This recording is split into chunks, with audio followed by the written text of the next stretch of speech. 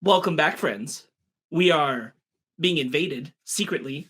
The invasion is secret, and thus that is why most people aren't talking very much about it, I would imagine. So here we are to talk a little bit about it. I'm Sparkz Witty. I'm joined, of course, by Ryan Eliopoulos. Hello, secret. I've got a secret. And Brandon T. McClure. Hello, I'm here too. This time, not a Skrull. Yes. Oh, I see. The T is back. Not a Skrull this time. I am, awoken from however, his always pod. a Skrull. Oh, I'm always scrolling. You never can tell with me. That's a new dance move that he doesn't tell. I legitimately thought you were about to pull up a Skrull mask. Just been down. Oh, I might.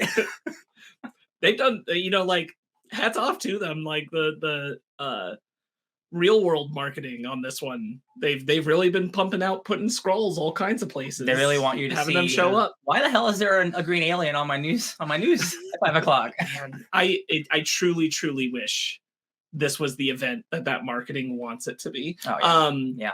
Okay, we're going to get into some of it here today, friends, because we're talking about episodes 2 and 3 of the Disney Plus Marvel Studios Secret Invasion. Brandon's going to give you all the information on what those episodes are, and we're going to go through them probably one at a time, but there might be some overlap because I mix them up a little. Yeah, I took some notes to help, so it'll help a little bit. So this is episode 2, Promises, and episode 3, Betrayal. Sorry, Betrayed. Can't read my own handwriting. Both of these episodes are directed by Ali Salem and written by Brian Tucker and Roxanne Paredes. So both of them wrote both of these episodes. Right on. All right, where do we want to start with episode 2? Let's see. Well, did you guys like it? That's a good question. You know what? I did like this episode.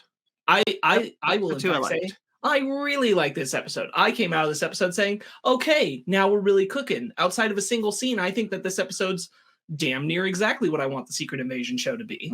I really like episode 2. I liked a lot of it. I came out real strong.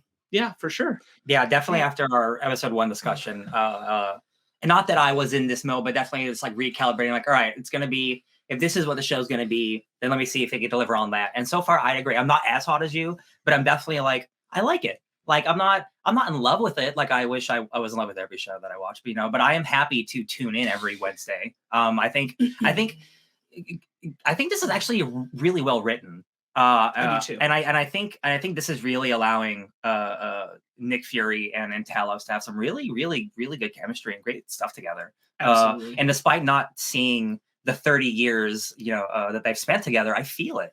And that's all I can ask for is this show is like the trust that these people have together. And is that going to be broken because of this Skrull promise that Nick Fury might not be able to keep, which is, I'm really enjoying the trajectory of the show. And I hope it can keep on at least this level. And I'll be happy, I'll be happy. So I will say, and I'll wait till we get to episode 3, but I didn't like episode 3. That one kind of blew the wind out of my sails, but because coming out of episode 2, I was like, oh, actually, this is good. I really love a lot of what's up in episode 2. Like Ryan said, I think the show, Talos and Fury specifically, are written very well.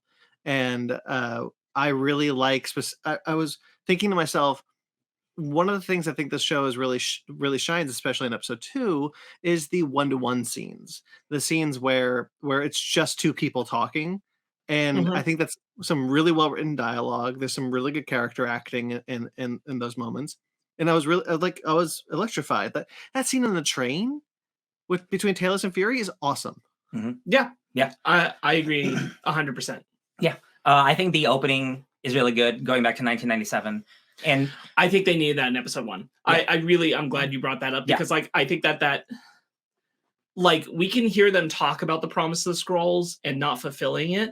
But I think the key information, I think they held off just a little too long. No, I agree. I think I would have rather tried to orient myself around talking about Gravik in episode 1, knowing who he was to Fury in the past. It took too long. Like, the ending beat of episode 1 doesn't land when you first watch it because you don't know about Gravik being in the room when Fury did that and how they first encountered each other. Yeah. And that's really valuable and important information. I think that just should have been the start of the series. I agree. 100% agree. Yeah. I think it'd also be... Oh, no, go ahead. No, you go. Well, I was just going to say that I think the de-aging of Nick Fury is incredible. Mm-hmm. Like, I legitimately, I thought he looked great, and even better than because I rewatched Captain Marvel this week. He looked, I think, even better in this than he did in Captain Marvel. I thought that was wild. Yeah, they're definitely putting the budget with the Skrulls. Excuse me. There's a lot of Skrulls, a lot of changing, and like I think they all look great. And like the aging, like again, we'll see in the next episode as well. Like they're not skimping on this one. Like this one looks really good. Yeah. I quite like the opening scene, but I agree with Sparkz that this one should have been that opening scene should have been in episode 1. And it brings me back to a question I asked you guys, and I don't know if we're interested in doing a silly question, but last time we did this, I said, what happened to the real Ben Mendelsohn? Which is why I watched Captain Marvel. I was like, oh, do they say in Captain Marvel? I just don't remember.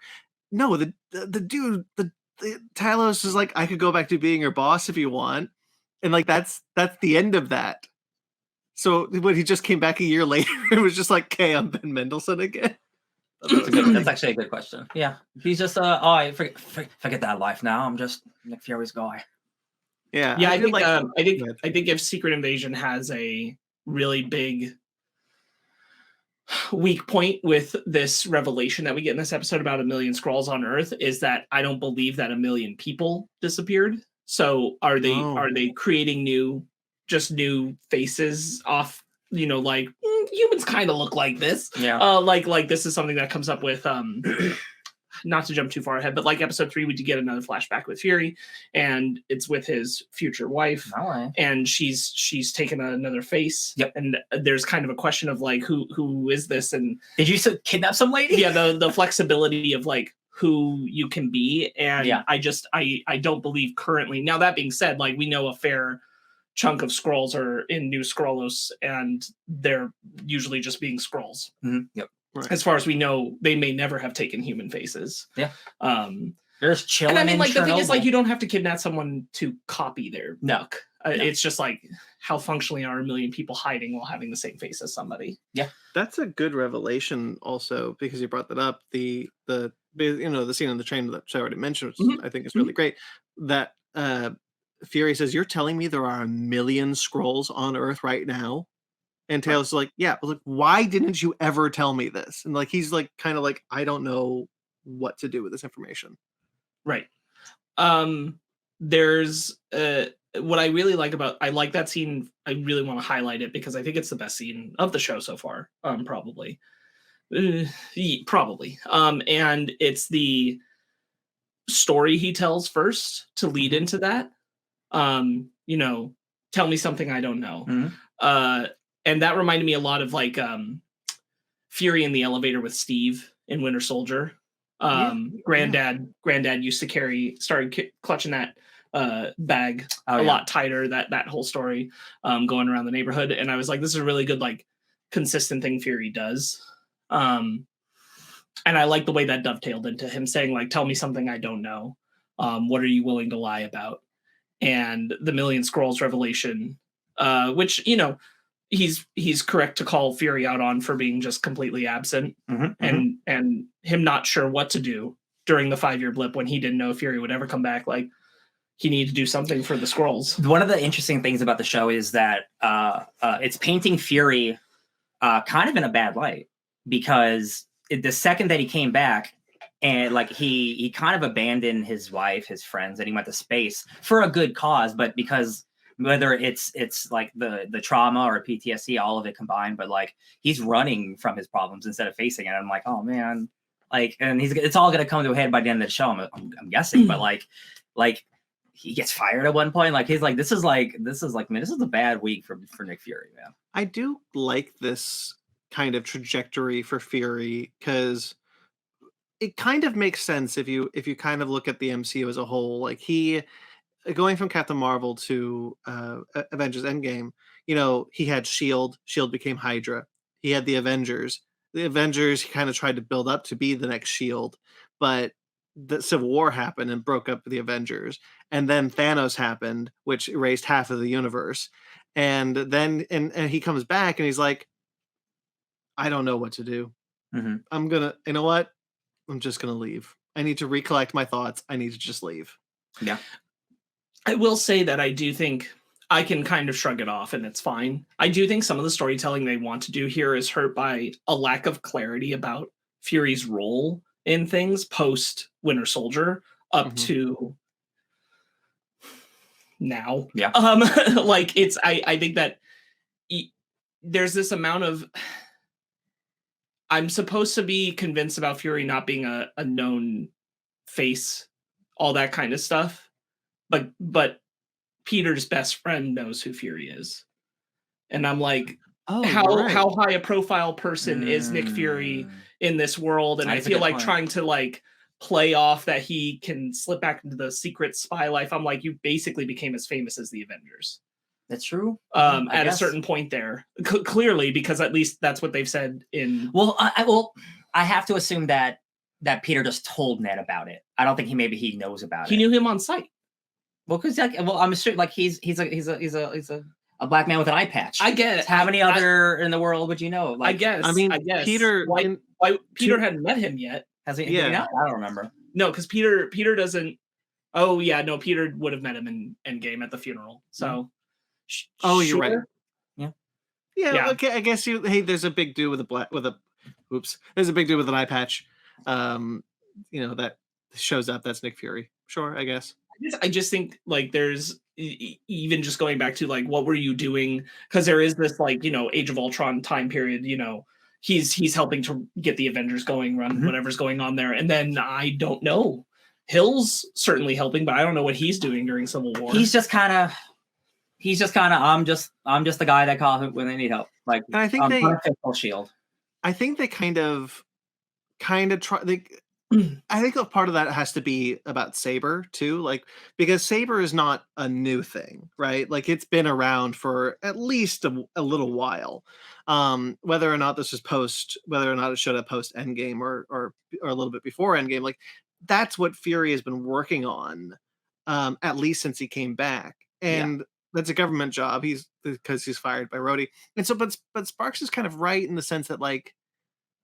Because Fury was absent through so many major events like Civil War, like Endgame, Infinity War, it leaves this ambiguousness of what exactly his role in those moments are, and that's kind of biting them in the ass in this show. Not to a massive degree that I am against it, but it is a little bit, Well, and I think like part of the thing I'm rubbing up against with it is. It's in this episode, but it's in episode 3 also, and it was in the first episode, is that we have people just criticizing Nick being up in space doing what he's doing. And the thing is, as an audience, is like, I can't even like have a debate about how worthwhile is what he's up there doing worth it, because I don't know what Saber is. Yeah. Nobody does, and it's never been said. And I think that's a problem. Yeah. Is that we don't really, like, you can say it's to monitor extraterrestrial threats, but they haven't even said that. They've just said that it's a thing in space. Like that's literally all we know. And we don't know what it's for. And I think that's increasingly a problem if you're going to keep criticizing him for being up there working on this project. Didn't they say we should know what the project is? Didn't they say at one point it's to monitor Skrull activity? Well, I think the president says that it's a defense network. Because doesn't he say is like he's up there monitoring the greatest defense network in world history or something like that? Yeah, something like that. Sure.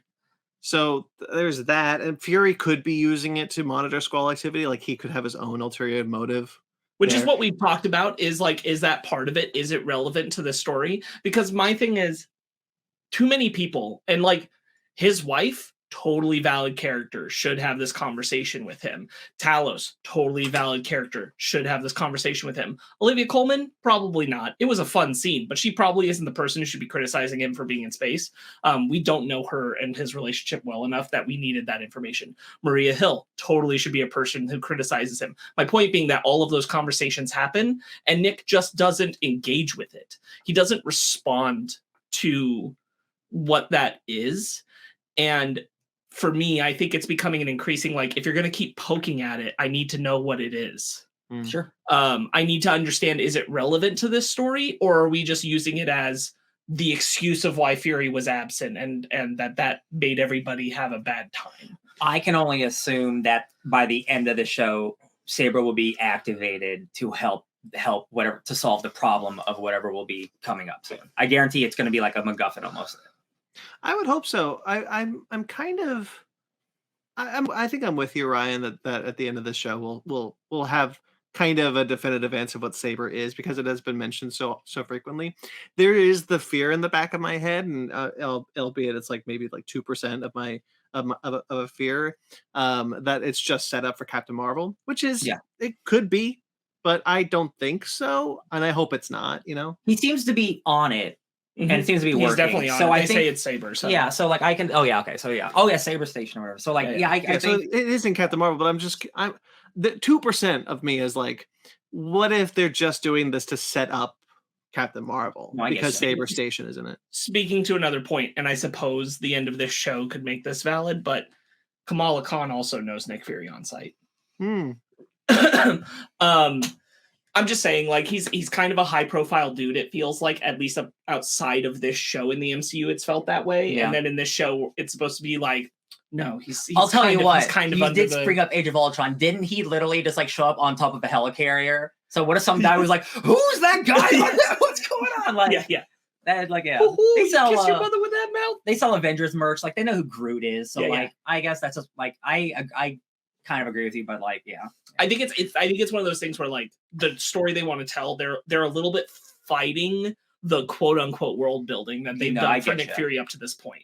I don't think it's gelling with the He's left the shadows too much. I don't think they did enough work to I don't like a lot of retconning and like expositional stuff. Sure. But I think Fury has been such and Maria Hill, frankly, have been such vague presences. Mm-hmm. You kind of needed to do it in this show. I think you needed to ground a foundation of like, this is how the world interacts with these characters, because they've been on the sidelines the whole time and we don't really know how they're engaged with. So it doesn't totally mesh, feel like it's slotting in to the vision of them that we've had up to this point as just like how the world relates to these characters. Nick Fury's too big. He's too big now.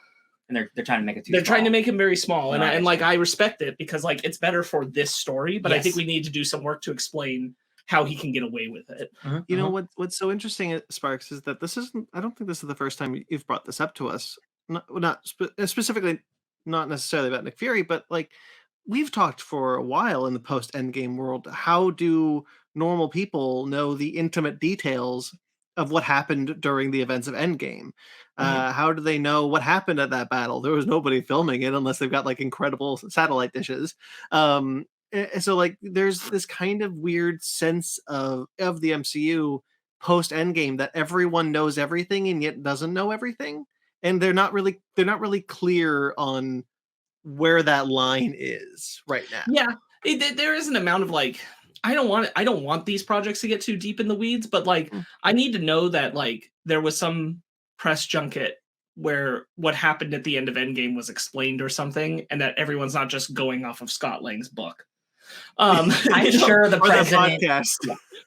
different and diverse perspectives, because like, we know the Avengers clearly, like it's subtextual, right? And I can just use a little more subtext for some of these things, but it's subtextual when you get to the beginning of Endgame that the Avengers clearly informed the world of what happened and why it happened in Thanos, because in the beginning of the 5-year jump, Chris is sitting in a therapy room with people and mentions Thanos by name, and everybody knows what he's talking about. Yeah. So obviously they had some kind of like, we're going to make you all aware of what happened. Yeah. Conversation. That's fine.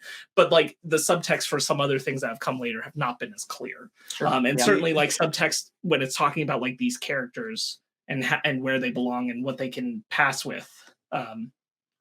Yeah, I know how to solve this problem. What we do is we get Disney Plus to film a press junket with Sam Jackson as Nick Fury, and he's going to tell everyone with a map, like, here's what happened when, and here's we did time. It was wild.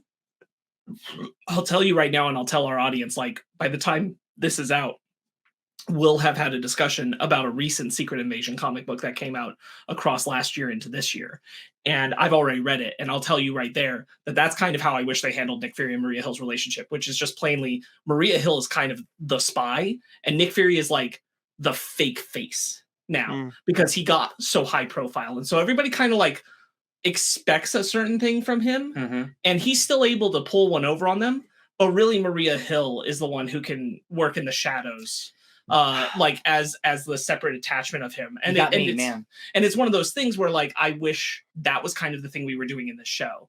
I wish Maria Hill wasn't dead. You got me thinking about comic book Maria Hill, dude. What a character that. But that's the thing is like I think that would have made sense in this version of the MCU. Like Nick Fury has now become like the profile liaison. It's not that he can't get involved in these things, it's that he has to work in a certain way where Maria Hill gets a lot of extra information. He's able to slip in between the cracks of like, I can get away with the public face. People don't think I can still pull spy stuff. Yeah. But I can. And I wish that's what the show was doing with the dynamic. Obviously Maria Hill's dead. I still think that sucks. But I do think that would have fit better with this vision that I think we've had of him up to this point. So when you're getting to episode 2, a lot of it works for me here because it becomes so focused on just this kind of like, while we're not seeing a lot of like the public acknowledging Nick Fury and his like shortcomings, we are getting like the nations coming together and talking about him, right? Like he was on site. We all know who Nick Fury is and like Nick Fury was there for a reason. And I can buy that, right? Like they can all be aware of him. There's a certain high profile ability that he had to have attained when he dealt with the World Council that like they're all makes sense. Yeah. Right. But then they're all Skrulls. But like even that being said, like that conversation makes sense. Yeah. And I feel like that really brings him down to, you know, like the lay low profile kind of grounding that I want the show to do with him. Yeah. I like the setup of it. I just, episode 3 has made me wavery on the execution. Sure. Ryan, there's a mention in the train sequence of a Skrull Emperor. Is that a name that you recognized? Well, they've always just like the Supreme Intelligence or like there's always like a leader like the current in the MCU it's Hulkling, he's the Emperor, but like there's like a generic, you know, the Skrull like the Skrulls have an Emperor, everyone has their own. It's like it's a generic guy. I'm sure in the comics like he has a real name and shit, but he's just. Well, they said his name here. Yeah. I think Doric. It's like Doric. Yeah. So like that actually. I regret everything I just said. Reverse all that. That is like Hulkling's like grandfather. So like he could be a character in Captain Marvel potentially, maybe. Who knows?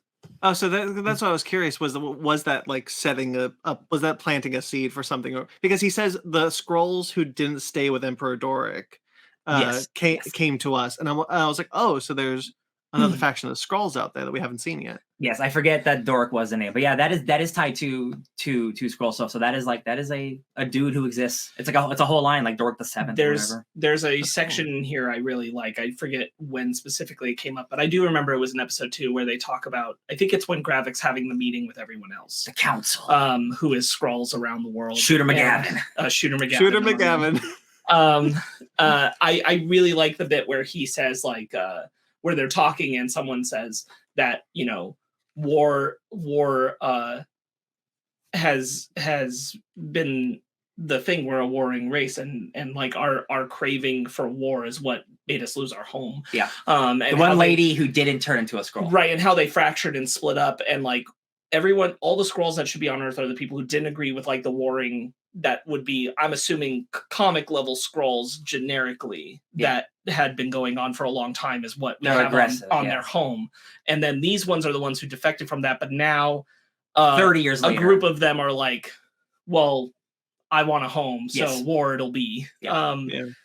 Yeah. I can kind of get down with that whole idea and the way that comes around. Speaking of like of all that, and like our main villain Gravik, I know we talked in the first episode. He's not really there. He's kind of behind in the shadows, and he's definitely more in these next 2 episodes. And I quite like him. I like that he is a young revolutionary, and he really does believe in his own truth, because Nick Fury lied to him. In his eyes, for 30 years, he was promised something, and it didn't. And Nick Fury disappeared on him twice.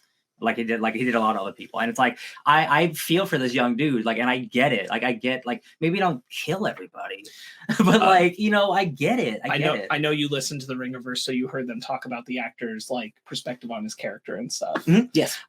And he basically in an interview flat out said that he's like, I mean, I'm not going to get into like how things with the Skrulls and Revolutionary can be related to like racial politics or any kind of real world ideologies, because frankly the show doesn't have time, so that I didn't bring any of that to the character. Yeah. And I think that's extremely valid, because like you'll have the showrunner out there saying like different things about what they wanted to tie in references to, and he's like, no, I knew there wasn't time for that with the character, so I'm not bothering with that.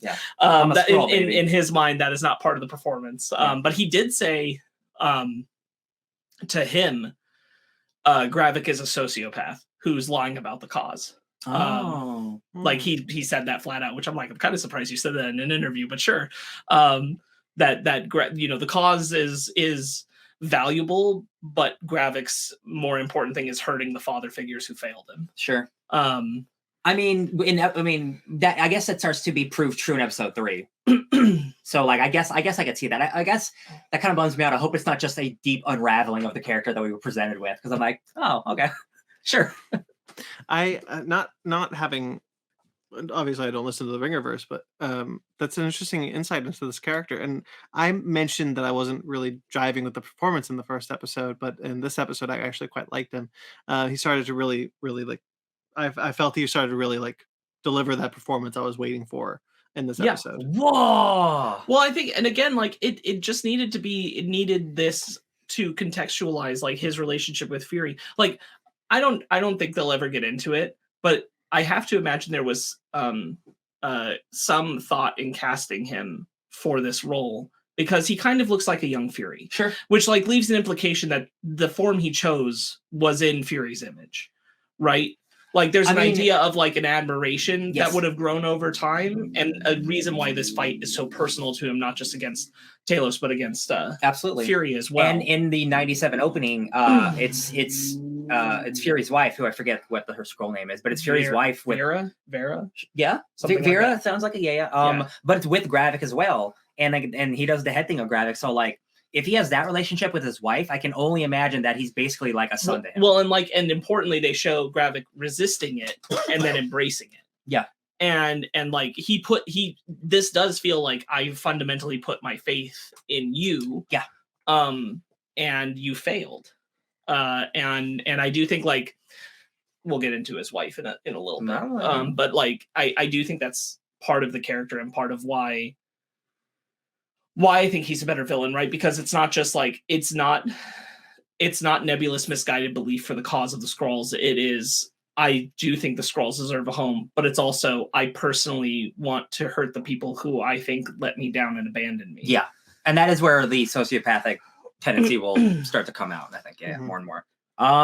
Yo, man. Olivia Colman is in this episode. I love her. Olivia Colman is in every episode and eats every time. I don't care if she actually is not really like bringing anything of value to the actual story. I'm just so happy she's here and is just being silly and putting eye patches on owls. Give me a break. That door was locked. Right. So what does that tell you about me indoors? Oh my God. What a lady.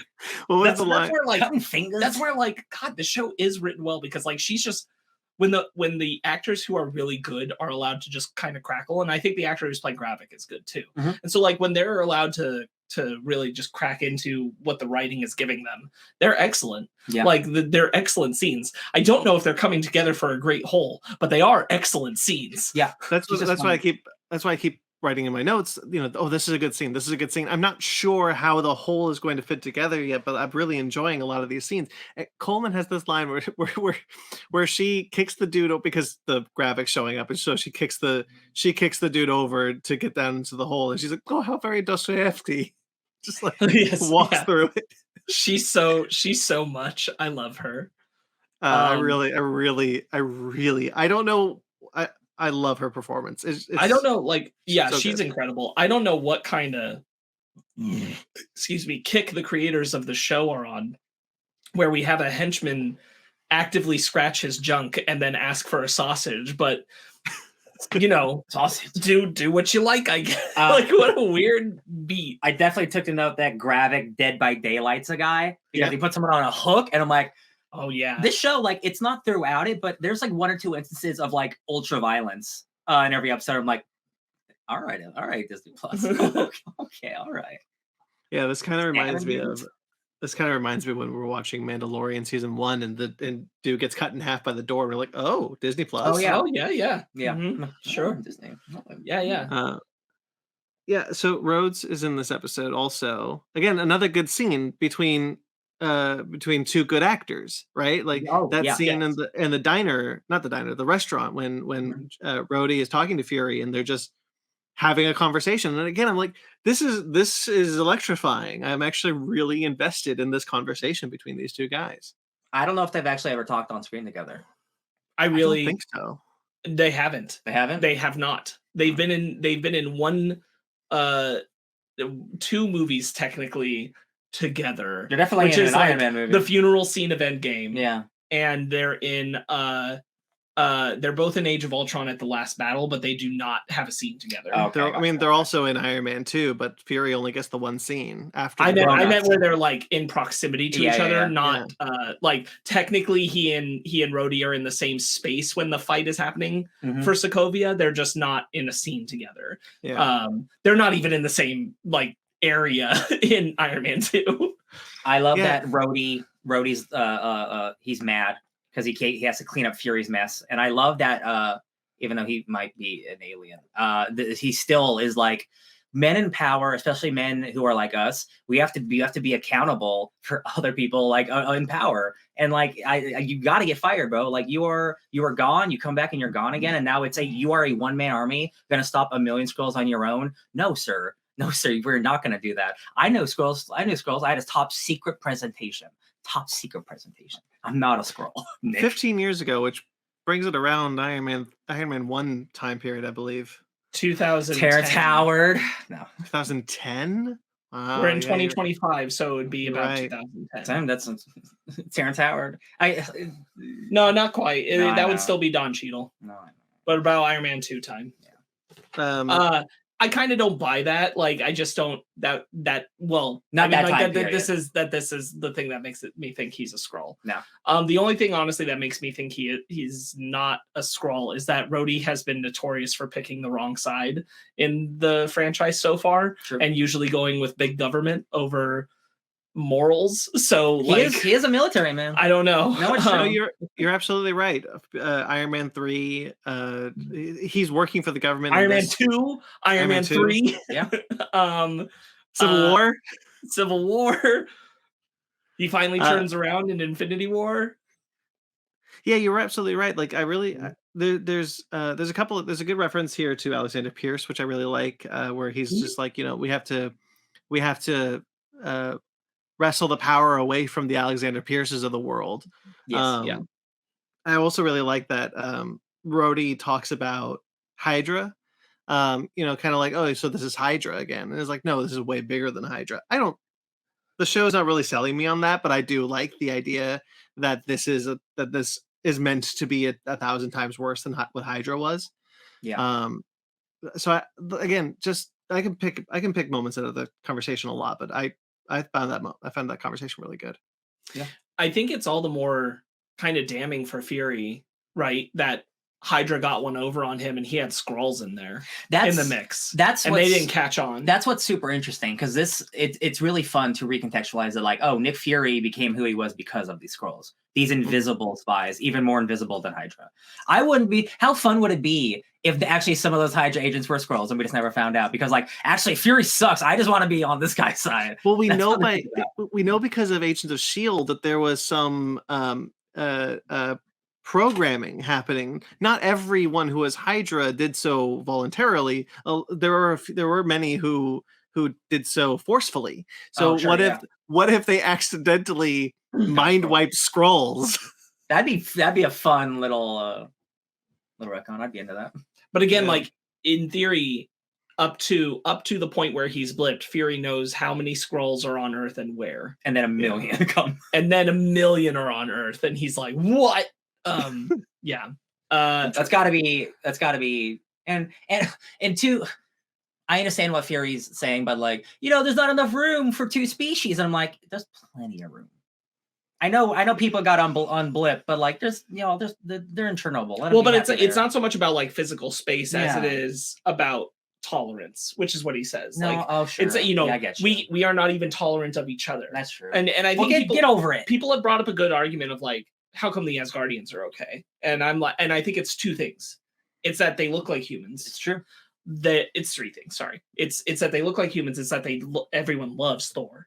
Everyone loves this Thor. Is why the X-Men are going to be so good, because mutants are hated and feared for who they are, so they get to just exist like the Skrulls should just exist on Earth. Everyone loves Thor, and they're confined. They're in one space. Mm-hmm. Skrulls are a million. They will not be confined and in one space. They will be around the world. So what? And they're just people who love sugar. But that's we're contextualizing it in a world where they wanted to, just like ours, have like, people can't get along based on sexual orientation and gender and all these kinds of things. And I just believe in Talos's vision, where he's like, I just want us all to live together, mate. Yeah. Very Professor. Well, because I love Mendo. Well, and again, like this is kind of what the actor who plays Graphic was getting into, is like, you can't really get into like the ideas of a lot of real world politics attached to this because there isn't time, but like what, like how you choose to live in this world. Skrulls, like the idea of race doesn't mean anything. Like gender can be more fluid to them. Like what appearances mean and the dynamic of how that's different from humans and how they would look down on, like how you choose to be black in a society that dislikes you when you can choose to be white and that kind of thing. And they'll like, never get. I know that was something that Van Lathan on Ringerverse got hung up on, because he's like, I don't want them to choose it, and I don't want them to not choose it. Yeah. I want it to be done to them. Yeah. Because like either option is kind of like, ooh, like if you really get into it. And like there's no time to do it in a way that. But that here's the problem that you do by introducing, we're bringing 1 million Skrulls to Earth. Are you just going to have them all? We're just going to teleport them all away. Maybe that's what Saber is, a giant teleporter. It's the Watchtower? It's just the Watchtower? It's just the Watchtower. The Justice League Watchtower, yeah. You're right. It kind of looks like it. I did want to say, like, I do think that's what the show wants to weave into, because it's in the same episode where he talks about that tolerance. Mm-hmm. And then he has a conversation with Rhodey where he leads the conversation in saying, like, guys like us. Yeah. Black guys. Yeah. Guys who have been in our positions. Like, he's carrying what he's been through on his shoulders. And Talos doesn't get it. Yeah. Right? Like, Talos has no reason to understand it. He's like, we should all be able to get along, because even living on Earth for 30 years, he still lived on Earth for 30 years as a white guy. That's true. A privileged one at that. Like extra privileged because of his access to everything he's had access to because of Fury. Child. So like he doesn't have the same basis of like where that would come from. He doesn't get dogs. And I think that's good. That's good writing in what they're doing with that. But I think that was very pointed in the Rhodey conversation of like Fury led that angle, and then the Rhodey Skrull, very likely Skrull, is the one who followed up off of it. And turned it around to play it back, because I don't think he would have started with that, because I don't think he thinks that way. Sure. Yeah, I see you. The episode ends. And I do think I do think they're being smart enough to write it that way, for that to be intentional, that Fury would say that specifically. I think that the writing has shown that, like, when they're really thinking about that and who is a Skrull and who isn't, they are thinking about who leads the conversation and why. And in what way do they pick up on cues and that kind of thing. I don't think it's, like everyone's pointed to in the 3rd episode, we get the bit where he catches the guy and tells him, like, nobody calls me Nick. And if you go back to episode 2, Rhodey called him Nick. Yeah. And so it's right there. And so, like, I think they are actively thinking about these things. Absolutely. I really love, while we're on that conversation, his last line, I'm Nick Fury. Even when I'm out, I'm in. Oh, yeah. So good. Oh, it's fine. Yeah. I'd like the introduction of his wife. I think that's a really good introduction. And it's fun. Like, I wish sometimes, again, like, I wish these were weekly, because, like, when he walks in, does he know? Does he know that she's a Skrull? It's the Riddler, does he know thing? Like, because I'm like, obviously, the next episode they immediately confirm, like, no, he knows. But I'm like, that's a fun little, like, does the greatest spy in the world not know that his wife is an alien? I never latched into that question. No, I understand why people. I know. I didn't latch into it because I clocked that it was her from the beginning. In the Skrull as the beginning. People online didn't. Right? Yeah. No. And I'm like, didn't. Yeah. Yeah. This is weekly. I like the whole, like, he puts his ring on and he introduces her. Mm-hmm. There's a nice that kind of puts some interesting weight to Winter Soldier again, because when he goes to Steve, he says, "My wife kicked me out. Oh, I didn't know he had a wife." Like the whole time he did. And it's kind of a nice moment. Yeah. Especially because like the intention of that is for people who would know to be bugging him. So like, if Fury has a wife, Alexander Pierce would know. Probably. Yeah. And so that rings as true. Mm-hmm. Which is, I agree. Very solid. Because like he wouldn't, for the people he's afraid are listening, he wouldn't be lying about that. That would be an obvious lie. True. Mm-hmm. So they knew he had a wife. I thought that was a good way to pay that off. I want to talk about Gaia in this episode. Mother Gaia. I like Emilia Clarke. Yeah. I think this is the other thing I didn't like about the show, just because of the way it was shot, which is her finding out about the experiments with the Skrull stuff, where she's literally looking in the room with the scientists and the technology, and she's not hiding at all. Mm-hmm. You mean the science experiments with Extremis? Yes. And Groot? Yes. And the Frost Beast? Yes. And Cull Obsidian. My favorite Fantastic Four members. Okay, so they get obviously the stretchy powers from Groot. Yeah. Yes. Extremis is healing. Cool. And nice kind of fire. Yeah. A little bit of fire. Cull Obsidian, I think they're gonna do like a frost shield type thing, maybe. Well, Cull Obsidian, I think it's gonna be like the rock, the thing skin. The frost beast is like a shield kind of thing, kind of like Sue's shield. Yeah. Okay. Sure. So they did it. It's just funny to see the word frost beast. And they're like, Susan Storm, everybody. It's just funny because I got Super Skrulls is like a huge comic book thing. It's just what I like is that I could think through how all of them can be used. How they could have gotten all of them except for Groot. I don't know how they got anything from Groot, but I do like Cull Obsidian lost an arm. I mean, I guess the battle of Wakanda potentially for Groot. He dissolved. He dissolve. He blipped. He just disappeared. Damn it! I can't think about these things too hard. Yeah, right. But I was like, that's pretty good because a Frost Beast did end up on Earth at the end of Dark World, and Cull Obsidian lost an arm in Central Park. So like, I was like, those two work. Yeah, that's solid. Extremis, like, you could just get it, I guess. Yeah. I'm sure they did Groot for a reason. They got it somewhere. I'm sure they were just like, oh, maybe he just left a branch on the field in Endgame, and I guess how would you differentiate a Groot branch from a real branch? And if you plant it, does he become another Groot? Oh, so many questions. Right. Yeah. Plants it in the arm, and it just grows into another Groot. Oh my god, it's like evil Ash. Yeah. It's fun. Anyway, my point with Gaia, I did like in this episode, this was the episode where I was really interested in what we were doing with her, because I didn't know what she was up to. Because while she's uncovering stuff, and she's clearly like a little bit distrustful after she learns from her dad that Gravik is responsible for her mom dying, she still screwed her dad over in the first episode. Yes. Like she still made that call. Yeah. And then we get her here, like kind of digging into things and then making the choice to blow their safe house. Not blow it up, but like get the cops there so that they couldn't use it. And like, it was really subtle the way they went about giving that information to us that she did that. Is that the phone stuff? Right? Yeah. Yeah. But like, it's not, you're not like held by the hand from like, that is why the safe house is burned, because they are just kind of driving by and it's like, okay, just keep going. And you're not immediately putting the two together, which is good writing. And I really liked her in this episode, and it kind of jars me a little the way that it goes in the next episode. So we'll get into that. But like I'm wishing there was a more clear turn of like why she wanted to blow that safe house then. Like, what was the advantage there? What did she get so spooked from? Because again, she still went through with the bombing. Yeah. And like, maybe it's not like Gravik tricked her, right? Like, he's not suspicious of her because she tried to make it so that those didn't go off, and then they still did. And he's like, boy, you blew that plan. Like, she marked them, and they still were like thrown off by them. They didn't know where the bombs actually were, and the bombs went off. I don't know. And so like, I just, is it guilt? I kind of wish we were getting a beat of like, does she feel bad because all the people were killed? Yeah, maybe it's like I could do a good thing here potentially. Well, I do wonder if the intention is that she didn't know that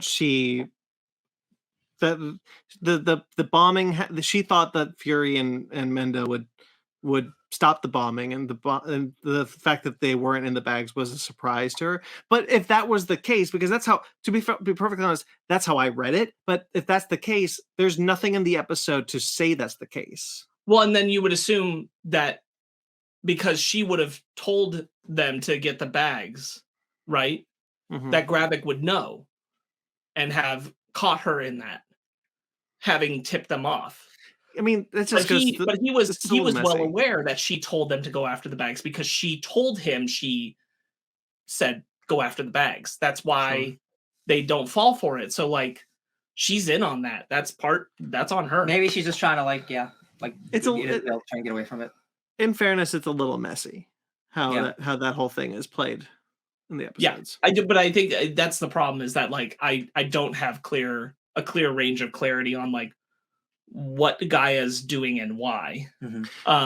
I think she's as much as I'm intrigued by her, I don't get like, she's very pro what Gravik did. She's pro enough that she supports doing the bombings, and then she changes her mind about things. Yeah, and I've not given enough information about her. I didn't need it in episode 2, but given how episode 3 goes later, I'm a little like, what shifted here?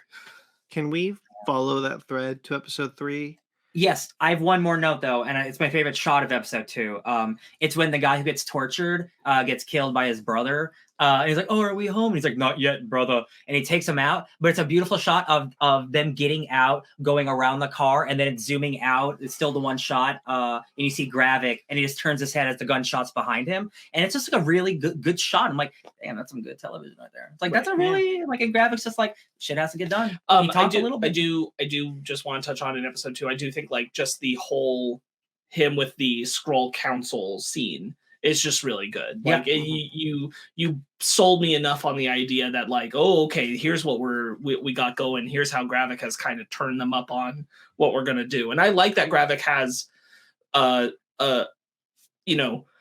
with the one who says, I don't support what you're doing, and I won't acknowledge, I won't yield to it. And he says, you can go in peace. Mm-hmm. If I had 100 of you, I could have conquered the universe. Like, I admire your staunch and backbone. I will not attack you for this. And I hope he keeps his word until he doesn't. Oh, I'm pretty sure she's dying in a couple of episodes. I think as long as she doesn't provoke him, right, to his knowledge, then he would leave her alone. That's the idea, is like, just don't actively work against me. She but did I won't call hurt Talos, you. so I'm assuming that will come to bite her in the ass. But she warned him. But all that happened is that Talos said set up the meeting, That's and true. Gravik accepted having that meeting. That's true. For Parley. Like, I don't think he holds her for that. Yeah. Because that's just them discussing things in episode 3. As you said, Brandon, episode 3. Betrayal. Well, I specifically want to talk about Gaia in episode 3 because I like a lot of what we're getting with Gaia. And look, if we don't want to talk about this now, we can. No, let's just do it. Let's talk about Gaia. Let's talk about fridge number 2. Yeah, that's exactly what I wanted to say. Because, look, there's no world where I think she's dead. Like, not really. But we've kind of played this game with the MCU before, where they kill a character that they're not dead. And I kind of just don't get it. Like, I don't get what that's for. Is it for some big reveal? Because it's not going to work, because I know that the character's not dead. It is just fridging kind of temporarily, and I don't appreciate it. Well, it's only, to be clear, it's only fridging if we get like Talos finding out about it and it motivating him. Which we will. In theory, I'm just saying, like, we're not there yet, right? And like, it might not go that way. I just want us to be clear about the terms. Like, killing women on screen is not necessarily fridging inherently, because some people are starting to get those things mixed. And I'm not saying you are, Brandon, but definitely there are people out there. I also said it, but who are mixing the meanings and like. But I agree with your point of what you're saying, which is that, well, what does this serve? And like, I'm like, to me also is like, how come she couldn't just leave? Yeah, like, how come for the story it's needless. She's burned the bridge with Gravik and she gets away, because like, we know that like she's in more of the story. There's no point in doing this death. Let me tell you why this really bugs me, because I don't know if you guys have seen it, but you know how like sometimes Disney does like the mid-season or whatever. Like, I saw it. It's a thing of, oh, I died. Oh, did I? It's Emilia Clarke doing that. Like, it's like a promo. Like, oh, did I? Oh, or did I actually die? I'm like, she said said that was quick, or was it? Yeah. And I'm just like, now you got like we know you didn't die, but then you guys are playing into the marketing of it. But that's not even like, now you're just like messing with us, and it's like it's not fun to me. Now I want to say something to what Sparkz said, because Sparkz is absolutely correct. Just inherently killing a woman character is not fridging. I was very and Sparkz, you did acknowledge that that's not what I was doing, but I do want to I just do want to kind of finish my point to say that the reason why I call it fridging is because there's no world where I don't believe that the second episode, with the way Mendo treats anybody talking about Gaia, specifically Gravik in this episode, won't be motivated by that death. And that's not a story I want to see. That's not a story I understand. And it's not a story that I get going forward with. It's just, there's nothing inherently interesting about this. Yeah. So we just need to look at all the possibilities of like, okay, killing her does what? Are we going to get her human character? Like, is she Abigail Brand? Is she another human? Are we getting Emilia Clarke back as a different character? Maybe, maybe not. Did they just do this for a stupid cliffhanger and it's revealed that she has extremists like Gravik does, and maybe she didn't know she had it? What value is that of just killing? Because this, again, like if Maria Hill didn't die in the first episode, that's fine. But like, we just saw this happen. I don't need every other episode to be like, ooh, did this person die? Ooh, did this person die? It's like, I just don't find that satisfying. So no matter what the answer is, I thought this was a lame ending. Real quick, I did also want to highlight that the Maria Hill's mom talking to Fury scene sucked. Yes, just terrible scene. Yeah. Absolutely awful scene in episode 2. Yeah, I forgot. I had no, and I forgot. Well, because it was like it highlighted, right, the fridging of like, whatever she died for, you make sure it was worth it. Yes. And I'm like, oh my god, what a terrible, really cementing that she really did, and like die. Poorly performed.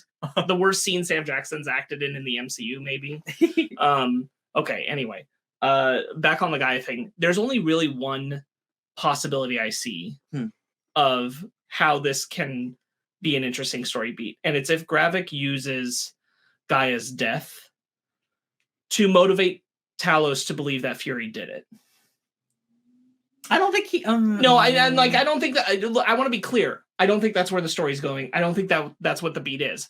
But from the perspective of like Gravik wanting to hurt the two men who he feels failed him, making them divide, because you have that specific line in this episode where Talos says, "I'm simply not with Gravik because I'm with you." Yeah. If you can drive them apart, that at least makes this have some kind of other story point. I just don't think that's interesting, or that we have the time to do it. I like that idea. I just think after the scene where he stabs him with a knife, that whole confrontation, I don't think the next direction would be, oh, I'm going to now do a misdirect. He would just be, no, I'm just going to kill your daughter. No, I agree. I'm just saying, like me trying to think of what possible purpose is there. Yeah. This is kind of the only one I can think of that makes any sense. And that's like not garbage. It's like Reed Richards' stretch. But I'll be honest, like even that, this is for me, even that sucks. I don't buy that. I wouldn't buy that plot line if they were like Fury did it. I wouldn't buy that Talos would ever buy it. I'm standing by that. I agree. Like I'm merely throwing out the what is the best possible story reason to have done this? And the only one I can really low. The only one that goes to show that all these are all like there is no good one. because the only thing that serves to drive the story that Secret Invasion is doing forward, which is very much a story about Fury and by extension Fury's relationship with the Skrulls via Talos, is to wedge them apart. Yes. That is how Gravik can win and get an upper hand, right? He has to separate the two. That's true. And that's the only possible, reason I could see to put this death on the board that would make any logical sense of the story that you're trying to tell. I don't think that's what they're doing. I don't think that's a good choice, because again, there's 3 episodes left and I don't think you have the real estate. Not at all. So I don't think that's where we're going, but it's me more encapsulating that this just makes no sense. All right, let's talk about. No, we talked about the wife a little bit. I just like their conversation. That like I wrote. I want to talk about staying away that left a mark. Like I understand you disappearing, but you came back and you left. Again, like I really do feel we needed Olivia Colman not to scold Nick Fury about being in space. Oh, sure. For us to not feel like we've done this conversation 4 times, which we have. It's true. Because I think she absolutely should say the things she's saying. They are 100% what I want her to say in this scene. Yeah. I'm just a little tired of every person talking to Nick Fury and just getting mad at him for being in space and abandoning them, and that just being like the conversation with different words over and over again being hammered at Fury, and no variation or no development is coming from that conversation. He's just being told that again and again and again. It's true. Yes, I wrote a note here saying that we're just going to keep introducing characters to be disappointed that Fury left every episode, and I agree. And like I realized from what you're saying it that like the issue isn't that his wife is saying it, because she should say it. She's the perfect character to say it. Talos is the perfect character to say it. But we've had it so many times now where I'm just kind of like, I get it. He left. It sucked. Yeah. I get it. Yeah. Right. I really like her little speech there. I do. I like that she's like,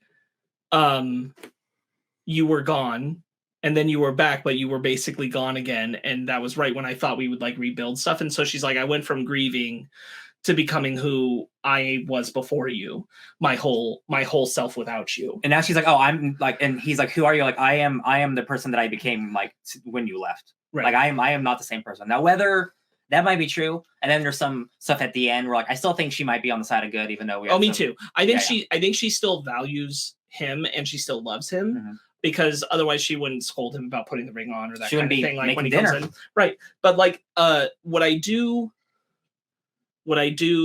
think is going on to some extent is that I do think she's a little bit in communication and in line with Gravik. Yes, because she feels responsible for him being in Fury's whole spy thing and like him ending up in the position that he's in. True. And she feels a sense of responsibility in bringing Gravik and probably other Skrulls his age. That's your mom into this situation. Yeah. I keep forgetting that I wanted to mention just to quickly backtrack to the beginning of episode 2 where we get that flashback sequence. I really actually like the idea of like, because the recap for that episode is just Captain Marvel, right? It's just scenes from Captain Marvel. And then we get this moment where so it's like 1995, Captain Marvel happens. 1996, they spent a year out in space, couldn't find home, came back, and Fury says, I'll keep looking, but you guys help me now. And I like that whole moment. I think it's framed really well. I think the dialogue's really good. I kind of like the kind of hopelessness of that the Skrulls kind of feel, and they're like, yeah, we believe in you, Fury. We're going to put all of our faith in you. We put it on Carol, now we're going to put it all on you. The interesting thing is Carol can go to space and fly at supersonic speeds. Well, she can't find a planet in 30 years. I guess she's still circling the galaxies looking for one. I don't know. I've seen a trailer for her movie. She seems there's a lot of life living on planets there. And then I'll bring that up. I'll say that to say that once again, Talos and Fury have a great scene in a car, and Talos says, in this episode says something that I really like, which is like, you got to where you are because of us. And he's not saying it like to make Fury like he's not putting power over Fury. He's asking Fury to recognize that this has always been a partnership, and Fury doesn't. It's because it starts as Fury saying, Fury like offhanding saying, I've been cleaning up your ship for 30 years. And he's like, bro, are you kidding me? Yeah. After everything me and my people have done for you, your entire species, are you joking? You better put some respect to my name, please. And I love that scene in the bar where like or like again Fury comes to help without actually saying it. He just does this Fury thing of just showing up expecting everyone to like lap it up, and he's like, can you just say please? And then Fury really does give a heartfelt, please help me, his equivalent of an apology, which makes Talos take it seriously. Yeah, and Talos immediately is like, dude, I love you, let's go. Right. Hell yeah. I really buy their relationship. I do too. I really like the scene. I like the intent of it. I don't totally buy Fury's absolute blind spot for their contributions to where he is. Mm-hmm. That just rings a little bit hollow to me, that Fury wouldn't on any level recognize it. Sure. That's true. I don't know. I just feel like Fury's a smarter guy than that. And like, I don't think some people have talked about this completely diminishing him as a character. And I'm like, Fury's still good at what he does. He's still smart. He's still tactical. He's still on top of a lot of things. He did not become director of S.H.I.E.L.D. solely because of the Skrulls, but he definitely got helped along the chain because of them. Yes. And it does feel a little like, I don't know, just weird to me. It's hard for me to buy that the character can be the intelligent man that he is and not recognize this. I guess it's possible. Character flaw. It could be, yeah. I don't know, like, especially for someone who has such a deep respect for Talos, clearly, based on the way he greets him when he comes back to Earth at the beginning of the show. So, like, I don't know, that. Maybe, I like the idea of the scene. It felt like a way to make the audience have to recognize it more than Fury, because Fury probably shouldn't have to. Maybe it'll be one of those things like at the end, again, like another end of the season thing of like, you know what, Talos, you really were there my entire life, and I didn't realize that you are like basically my best friend. I love you. I think there's a perfectly valid. I think what Sparkz is saying is absolutely valid, 100%. But I also think there's a perfectly valid read to that scene to say that Fury at one point did recognize the contribution, began to take it for granted, and afterwards, after the blip, he just completely was like, you know what, because he put so much of himself out when he left Earth that he probably not necessarily forgot the contribution, but lessened it in his mind of like, I've been cleaning up everybody's mess for decades and nobody gives a shit. And like, that's kind of the weight he's carrying. And Talos is like, it's not a weight you need to carry. It's a weight that we're carrying. It's that conversation he has with Rhodey, where Rhodey's like, you are a one-man army. And like, he does that by design. Like, you don't have to be, Nick. Like, you could have a team. Yeah. Real quick, I did want to point out that another thing, Rhodey being a Skrull, very likely, where he's like, should we call our friends? And Fury's like, no. We don't want one of them getting nabbed and then being faked out with a Skrull. That's just going to make everything a hell of a lot worse. Sure. And it's like, if that was Rhodey's goal, like, woo, sneaky. Mm-hmm. I mean, I do like the car scene. I think it's really well acted more than anything else. Might. I do like how Talos says, do me the favor of not rewriting history with the guy who was there for it. Yes, that is a great ender for you. Yeah. I quite enjoy the scene. Real quickly, the scene ends in a very funny way where it's like, why'd we stop? Because we're there. Oh yeah, because we're there. They're so good together. I really hope one of them. Well, we know Nick doesn't die. I'm blown. Yeah, I see that. The scene between Talos and Talos. I'm never gonna get it right. Talos. They pronounce it both ways in the show. So Leia, potato. History is written in blood. Like, these men are written in paint, and you can be remembered in two ways. And I will choose history written in blood all day long. And I'm like, dude, you're so badass. I like you a lot. I think you're pretty cool. I like my espresso with a little bit of sugar, because I guess the Skrulls just like have like a lot of sugar. I like my sugar with a little bit of espresso. Thank you. I like my sugar with a little bit of espresso. Thank you. I think that's gonna like cue us into when someone's faking being Gravik. Oh, because it's happened twice.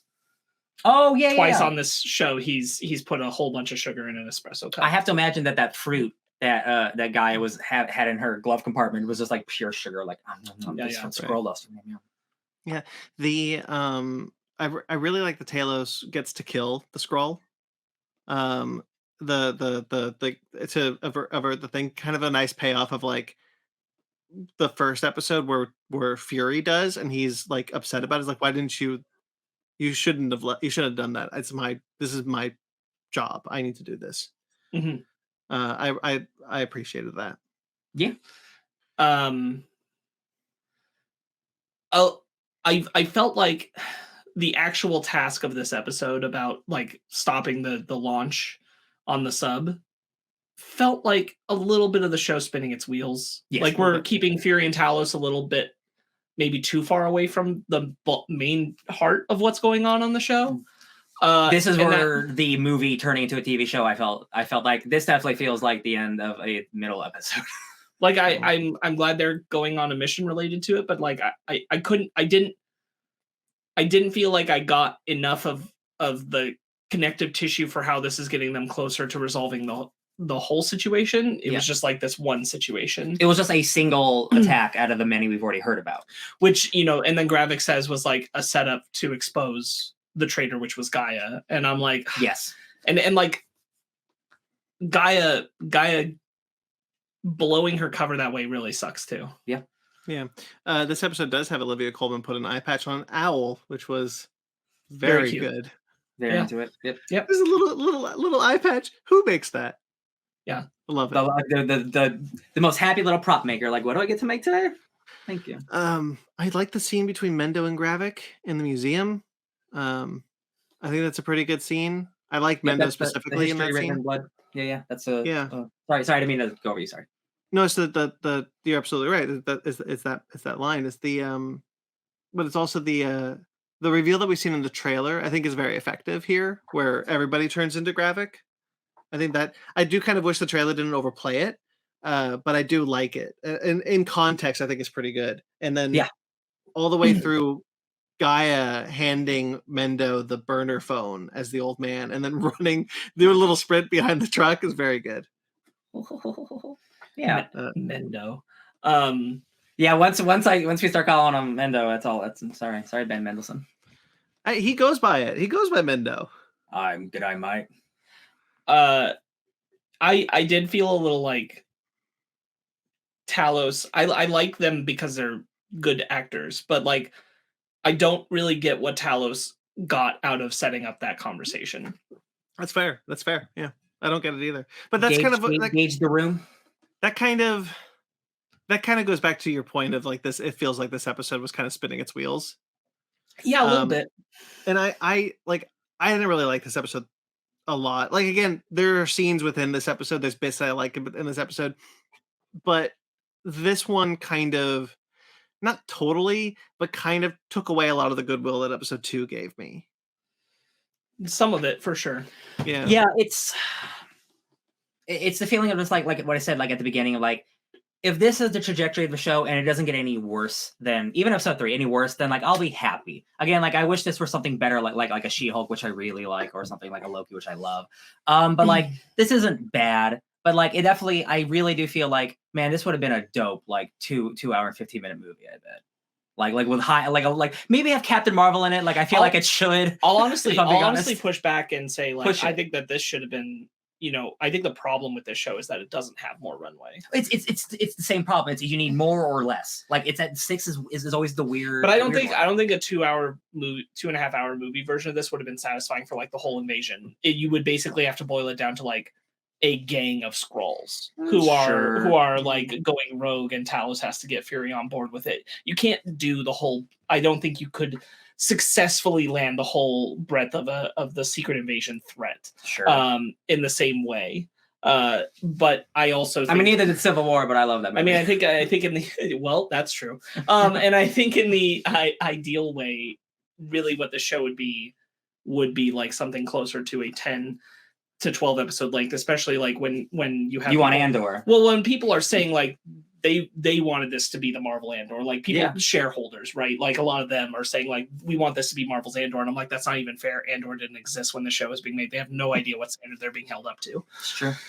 But you're right. Like that kind of runway of time would leave you the breadth to like dig into characters. We can have a lot of relationships with characters that we're meeting for the first time. People like Fury's wife, the president, Gaia, all of these folks, Gravik. We can Olivia Colman's character, we can really dig in on a lot of them and have like I would have a whole Gaia episode. Yeah. Just a whole episode from Gaia's perspective of what's going on. And it could be before the events of this started, leading up to stuff. It could be all kinds of things, but like something to really dig into that character. Yes, that's what I want. Well, let's see where she ends up in episode 4 before we need maybe potentially like 8 episodes instead of 4. Because like if she just ends up being like, I'm just somebody completely new now, and but I don't know. I'm just still like bummed out that happened because I'm just like there's no satisfying thing that I think. Well, I mean, like and I'm not gonna say like this writing team would have excelled with more episodes, but just like in the general scope of like what would you want a Secret Invasion show to have? I'd want it to have more runway to do more character structure stuff than what it has now. It feels like they wanted this to be the smallest possible show they could in terms of both budget and the characters they can get. While going on location. Well, and which I love. I love seeing throughout these episodes, like when they're when you can tell they're on location. I'm like, this is great. Yeah, 100%. You might not be in the right location, but it's cool that you're on location. I really like the location shooting, but I must once again reiterate the criticism that I have had the past Secret Invasion 1 and Indiana Jones and the Dial of the Destiny. Natural lighting for nighttime scenes needs to stop. We need to stop with this. I could not see Gaia leaving her on her escape on her little motorcycle before the headlights hit her. I'm like, come on. Let's put a flood lamp here. Come on. What's wrong with the flood lamp? Yeah. Yeah, I really like the idea of Fury's wife being present and involved in a character. I really hope that Fury gets back in the room with her soon. I think it's a bummer to have introduced her and given them a single scene, and then like I kind of wish Fury was at home this whole episode till the end. To be honest with you, that this was just like a him and his wife kind of touching base on like what's going on, and then we're following Talos on his own thing, and like they're reunited by the end of the episode to go do more stuff. There's a fun theory that I don't buy into, but that the actual secret leader is Nick Fury's wife, and she's actually the one who's running everything. And that'd be so disappointing. Yeah, that's why I don't want that. I mean, like it'd just be lame to introduce a character now. Yeah. Say that they've had this relationship going back to 1997. Yes. And then it's the history. And like it's all bullshit. And I'm like, well, that doesn't even like as a reveal mean anything because I haven't known her long enough. So this is all just like sad. I think if she were not already an older Skrull who were married to Nick Fury for almost 30 years, like. I think the blip is really awful, and then him leaving, yes, like that's all bad. But they had the conversation. That's not something I don't personally think that would turn you into a mass murderer and the leader of like an entire like evil rebel group. But again, like crazier things have happened. So like I just saw that one, and if enough people like it, I'm like, oh, there might be a little to it. But Rhodey's on that phone for sure. That's Don Cheadle. Oh, yeah. That's the Rhodes. That's gonna be fun, I'm sure. Yeah, we'll see how. I don't like. That they're kind of like that they kind of just reveal like unless it's a stupid like not reveal and I'm like well, I don't know. Again, that's just like the nature of the show. It's going to be like, oh, is he? Who isn't he? You know, that's what it is. It's fine. Yeah, but I don't think that like we talked about in the first episode the disappointing thing about episode 1 that we realized we had to course correct. Like we like Sparkz was kind of set from the get-go of like I wanted a Nick Fury story. I got a Nick Fury story. Whereas the three of us, Ryan and Ben, we were kind of like, oh, I thought this was going to be a little bit more Secret Invasion-y of these characters of like, oh, who is a Skrull? Who's not a Skrull? What's the kind of more like, who do you trust? Because the whole poster is like, who do you trust? The whole marketing, like, who do you trust? Like, okay, well, if that's not the case, then then if we're not going to do that well, or if we're not going to do it at all, then okay, I'm refocusing to a Nick Fury story. But having that Rhodey reveal kind of show up like a wet blanket kind of makes me think, oh, you're going to do the who do you trust, but you're going to do it badly. And I kind of wish you wouldn't do it at all because I do think the Fury story here is something that I'm invested in. Would like to see. I would just like to see that. Yeah, there's honestly a lot to be said for how successful of a reveal it was to just have the Council of the Skrulls who are all in clear like high forms of leadership in the world, and I'm like, that's effective enough. Honestly, I don't need it to be these big reveals of like characters I've been attached to and related to for a long time. You can just show me that the Skrulls have infiltrated like high levels of government around the world, and that's threatening enough. Absolutely. I don't need a whole bunch of our our heroes and main cast to have been secretly Skrulls a long time. You can have a Skrull like impersonate them in like a passing way, like, you know, to throw someone off in a scene or whatever you want to do. The but Martin like, Freeman thing, yeah. Or just like the pretending to be Talos on the phone with Fury in this one. Yeah. Like you can do that kind of thing, and I'm like, yeah, that's fine, you know. But like the idea like someone has been a Skrull for a long period of time, I'm like, yeah, let it be people we haven't seen before. Like I don't mind that. Yeah. It works. It is again just the unfortunate nature of what they're adapting, and like the again, the creators weren't beholden to do the comics, so like, you know. I wish the show were leaning in more to the idea that the reason that it is characters like the people we are seeing in the Skrull Council is that they have been on the peripheral, not a lot of people paying attention to them because they pay attention to the superhero stuff more. Yeah. In world, just like we do, which is why we have not paid any attention to them either. That's a good point. Like when because we see these, this is mostly just me kind of speaking on your point of the reveal of the Skrull count, who the Skrull Council is, but I agree with you because like we get the news broadcasts where we are introduced to 3 of the members of the Skrull Council, and we don't know. These are prime ministers and war councils and Fox News, Tucker Carlson, McGavin, and then it's revealed that they're Skrulls, and like, oh, that's effective. I'm okay with this one because you showed me them, and then you told me they were Skrulls, and I'm like, okay, great. I buy this. I'm into this. I'm happy with this. We know the secret invasion. We are watching our main character unravel it. Yeah. And I wish that's more of what the show. I felt the show wanted to do with the like some reveals of Skrulls and things like that. Yeah. Because again, like I think it plays to the audience's familiarity of like, you know, all the superheroes in here, but you, just like the people who live in this world, have not been paying enough attention to the change in mannerisms of these characters you've never paid attention to before. Mm-hmm. And that's why you're missing it. That's why you're not catching that the Skrulls have infiltrated all these places. Sure. And I think that would be more effective, but I don't think that's where we're going. Yeah. Though again, episode 2 does have that. It works. I just hope that I hope that if there is a big character reveal of being a Skrull, it's Rhodey, and that's the end. Yeah. Like if it is anybody, it's Rhodey, and that's it. Very interesting for Armor Wars. If this means literally anything, or just this is just a Rhodey movie. Forget I was ever a Skrull for 10 years. Let's not talk about it. Well, he can't have been a Skrull for 10 years. I'm just giving out a number, but like 5 years also with the blip. So like theoretically, he's probably been a Skrull after Endgame. Endgame. Sure. It has to. You can't. I agree with the point others have made, which is like you can't retroactively say that when Rhodey, Pepper, and Peter were the last people that were with Tony, that one of them was a Skrull. No, you just can't ruin a character beat like that retroactively. Yeah. So it has to be post that. Yeah, that's fine. And then he'll come out of his pod because they're all in these pods at the end, and then he'll be like, okay, I'm off to do Armor Wars. Yeah. What happened for 2 months? Yeah. What do you mean there's a new Iron Heart? Yeah. I would like to see. I don't know. It depends on where the reveal goes, because I don't think the way it's shot, the way it's done is effective. And if we get a little bit more about it, then maybe I could be okay with it. But again, we're only 3 episodes in. We just got this reveal. It's just my first impressions of it. But right now, I'm not crazy about it. It's also in a practical way, like, why does it even matter? To be honest with you, like, what power does Rhodey really have that's more powerful than like the voices that we have already seen are in that council room? To fire Nick? Yeah. Okay. He's a military boy. Yeah. I mean, that is a lot of power. If he runs like the military, that's all. But again, Sparkz is right that if he fires Nick, we've seen Rhodey take the wrong side on things before. Yeah. So that could have just been Rhodey taking the wrong side on something again. He doesn't need to be a Skrull. It's true.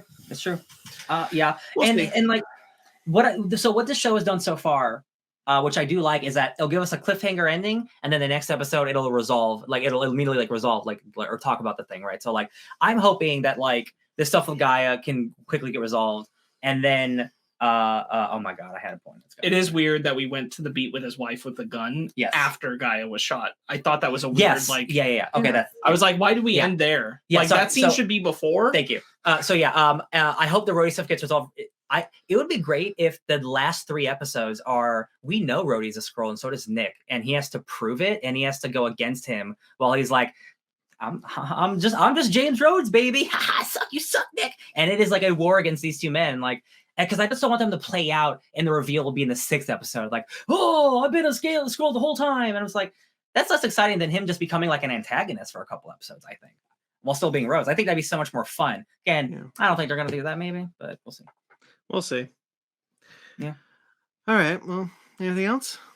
Yeah, I'll share my thoughts. I was kind of talking with Ryan about between this and when the 2nd and 3rd episodes came out. This is just a grander thought on it. It doesn't matter. We don't live in the world where this is happening. But it is one of those things where, like, being in the midst of it now, I'm really disappointed that Secret Invasion is not dovetailing directly into a movie, and specifically an Avengers movie. I think that, to me, it has become only more obvious as this show has been going that I've long said, before you do Secret Wars and Kang, you needed a Age of Ultron-esque Avengers film. Well, Skrulls was it. Like, if you'd done the work in Secret Invasion to build up to it, you have an Avengers film where, wow, some of the Avengers seem to be Skrulls, or might be Skrulls, or something's happened to them. I guess, who do we call? Kate Bishop, Shang-Chi, every character you've introduced through this phase of Disney Plus era stuff, and get all those characters in and have them deal with the Skrull thing. And boy, wouldn't that have been a great, like, hey, here's why you watched all these things. Did that pay off for you? And, like, man, it just feels like they really missed a shot there. Yeah, I agree with that. I wonder if a lot of the reason why they decided not to do kind of that interim Avengers film is because of COVID. Although, now that I say that, it's probably less of a problem now. But maybe when they were looking at it, they were like, we just can't do this yet. But maybe in 2026, we'll be able to get everybody on set together to do a big one. I genuinely fear that they have the wrong-headed mindset that every Avengers film needs to top the previous Avengers film now. And I'm like, that's just the wrong way to go about making Avengers movies now. Yeah. Because you can't.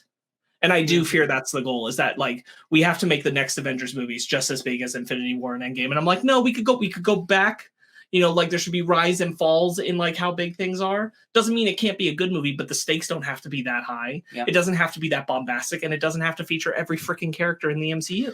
Sure. That's the kind of trap that a lot of sequels fall into. We always got to top the previous one. We got to keep topping.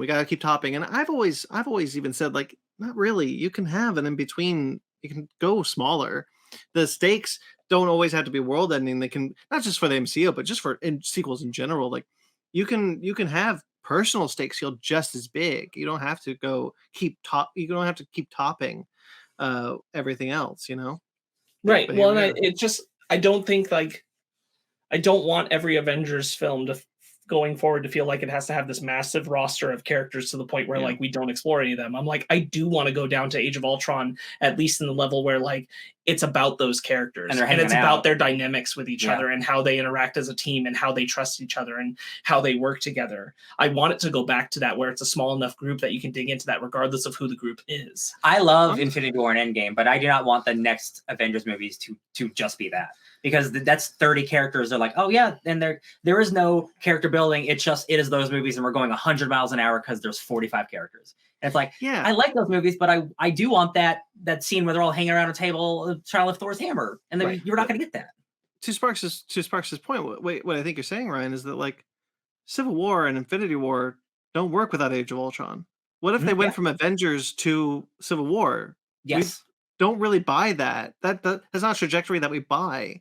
Even worse, going from Avengers to Infinity War, again, that's not a trajectory that works.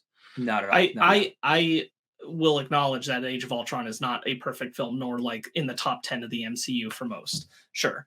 But what I do think it did correctly is, like, make me feel like the Avengers were not only a team, but characters that cared about each other. Yes. And, like, you needed that because a lot of the other time we see them apart from each other. And I think you need that again, especially with so many new players on the table. And this Secret Invasion setup into Skrull stuff would have been a perfect launch pad for putting that new team together. Why is that team called together? They're called together because of the Skrulls. Yeah, I agree. And I just it does feel like this is a little bit of a whiff on how we're using the Skrulls. Even though I like a personal Fury story, I think there was a better trajectory to have built something special for bringing the world of heroes, just the Earth heroes, onto the same page with each other. It's so interesting that after, I wonder if how long Secret Invasion they've actually been thinking of, like even before or after Captain Marvel, because like the idea to turn the Skrulls into the good guys and then turn them into the bad guys is really interesting, and I really do like it. Because it's like we did that to them. Nick Fury did that to them. They didn't do it on their own. They are refugees who were promised a new world, who wanted to live differently than the old Skrulls were, that they abandoned, and now feel like they are forced to become those Skrulls. Yeah, again. Forced to become the people that the world that they left. And I think that is incredibly interesting. But like, if this is gonna if it's gonna end in Secret Invasion and we're not gonna see any more Skrull stuff, I'm gonna be really bummed out, because that is a 100%. Lot. That is a lot of building. Again, 1 million Skrulls. Are you just gonna send them away and never talk about it? Like, that's a huge. You're doing another blip where you're setting up this huge thing. Are you just gonna brush it away? I'm like, come on, y'all. Yeah, I agree. All right, shall we call it there? Yeah, I think so. I am fine with the fact that we didn't do this weekly. I definitely wish that I could have come in and had like the really high positivity I definitely had after episode 2. But episode 3, just while again, like having really great actors play very good, well-written dialogue against each other, I'm confused about the whole that it's trying to build for me. I didn't feel like there was a big step forward from episode 1 to episode 2 on the trajectory of like telling a very personal story about Fury and Talos and Gravik and like how those 3 are connected to each other, that I really like as the core of this show. And episode 3 lost some of the focus on that. Yeah. Episodes 1 and 3, not the hottest. Episode 2, good. So episode 4, trajectory looking good. Star Trek rules, we're looking good. Maybe, we'll see. All right, so that'll do it. That's Secret Invasion. We'll come back a couple episodes, I assume.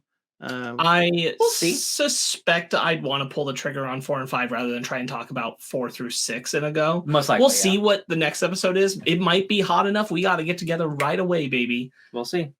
We'll see. Okay, so stay tuned for that. Of course, guys, this is Fake Nerds Watch. There is another Fake Nerds Watch series going on at the same time, which is Star Trek Strange New Worlds, where I am doing with these gentlemen. The last episode had a special guest, our friend Xander. Yes. We talked episode 3. That's episode 3, right? It is. Yeah. So that's out currently. You can check that out. Episode 4 coming soon. So stay tuned for that, guys.